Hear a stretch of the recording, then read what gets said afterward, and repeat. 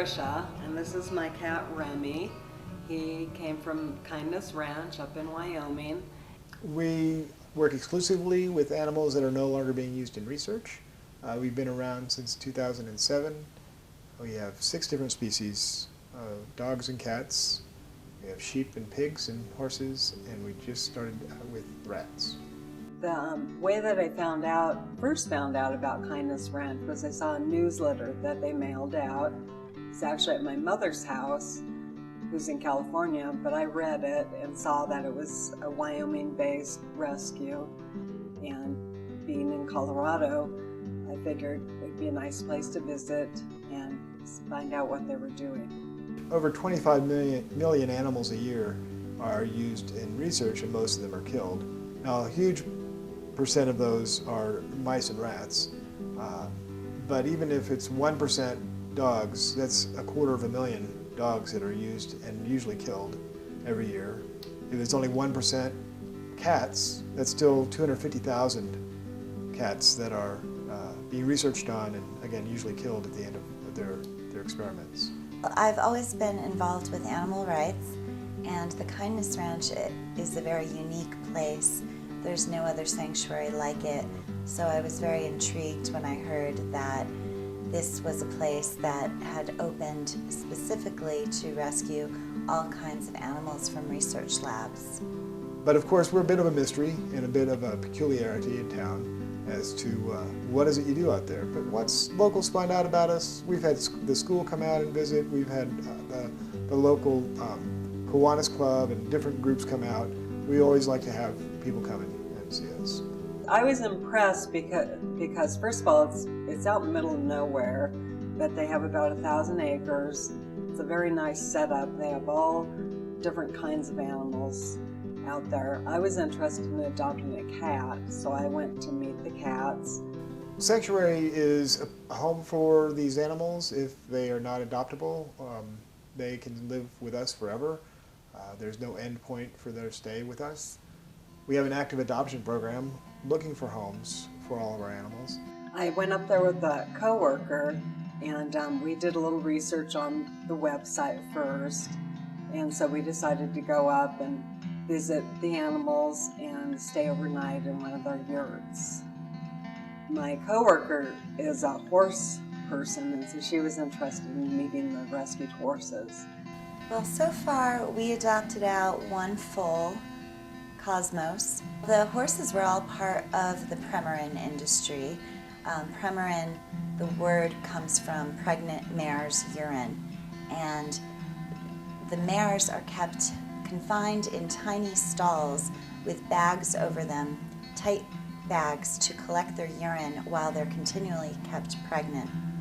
So during that time, it's a horrible life for the mares. As soon as they give birth, the babies are taken away from them. They're considered simply byproducts by the Premarin industry. So the babies are typically slaughtered because there's very little market for them. Sometimes, if the industry is doing well, which I understand it isn't now, the females will be put back into the P line.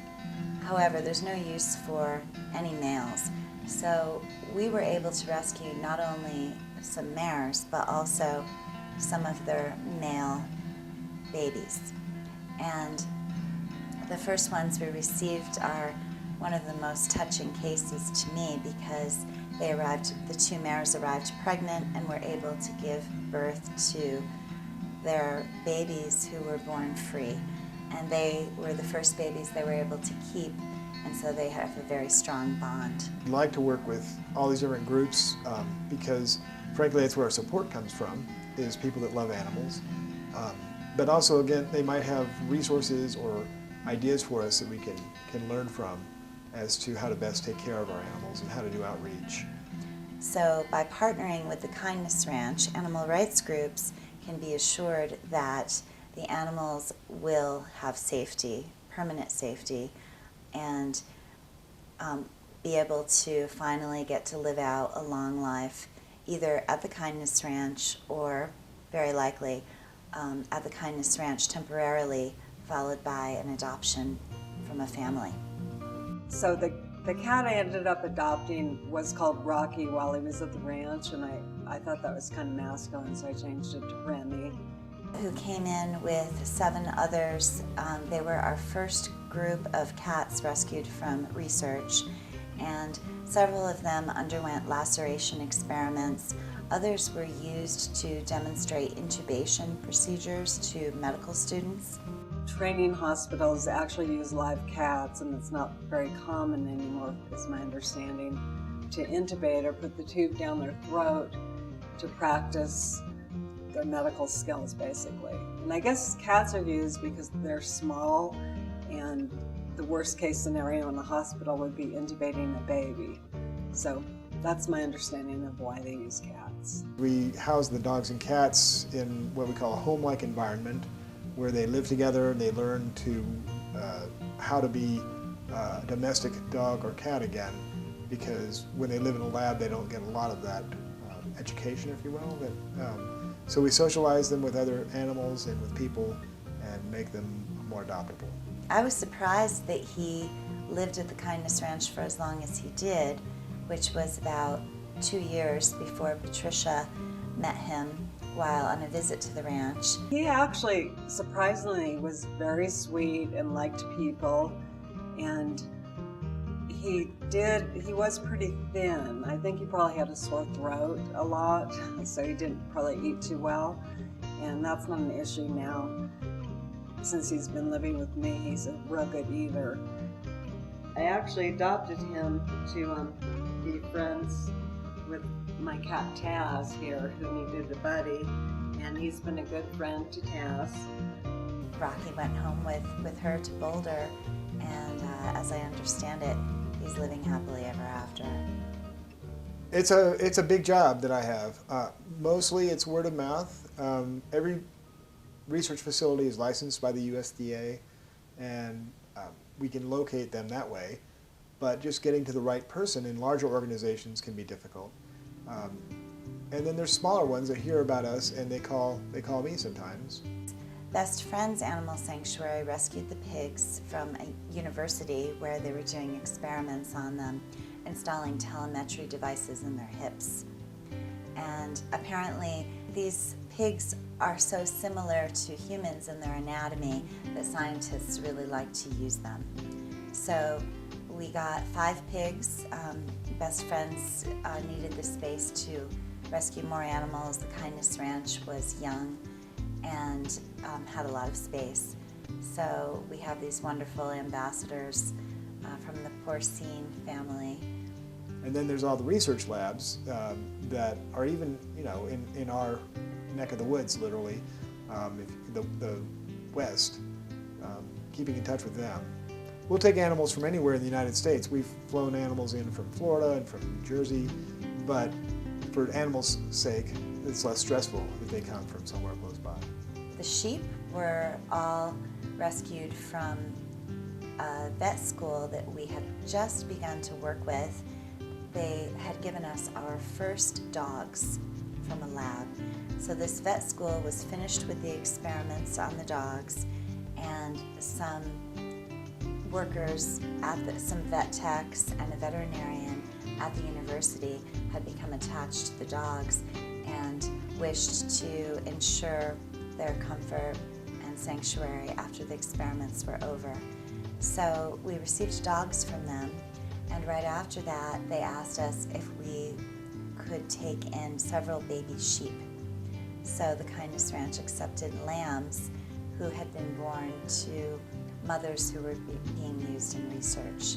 Because the university vet school had no use for the lambs, they would have been slaughtered if the Kindness Ranch had not accepted them. Possible criticism has been things like, well, if you have a place for the animals to go, then they'll just fill the cages with other animals. Well, that isn't really true. They will remove the animals when they're done with them. When a researcher no longer wants an animal, that animal will be removed and replaced. Whether that animal now goes to be euthanized or given to us, it's a distinction that the animal cares about, and we're glad to be there for them. For example, Remy, one of our cats who came from intubation experiments at the lab was likely a result of someone at the medical school, perhaps a student, who did not want to see this cat destroyed after he was used. It kind of spoke to me that animals are used in research, and I know there's a lot of controversy about that. It's something that exists, so I think dealing with the problem is one aspect, and I think just adopting those kind of animals helps the issue.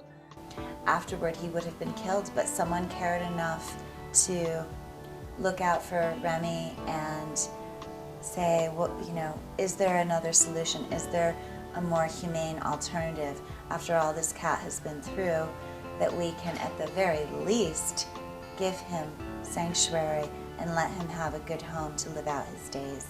And at that point, anyone at the university is welcome to contact the Kindness Ranch, receive full anonymity, and give us their animals at no charge. We are kind of a well-kept secret, and we're always looking for ways to let people know about us. We like to have people come, and you can volunteer or not, but it's really peaceful. The word sanctuary fits, and we like to have people come and see. Second, when you're here at the Kindness Ranch, you better watch it, because you might fall in love with one or more of our animals, and we're always looking for other people and organizations to come together and help us out.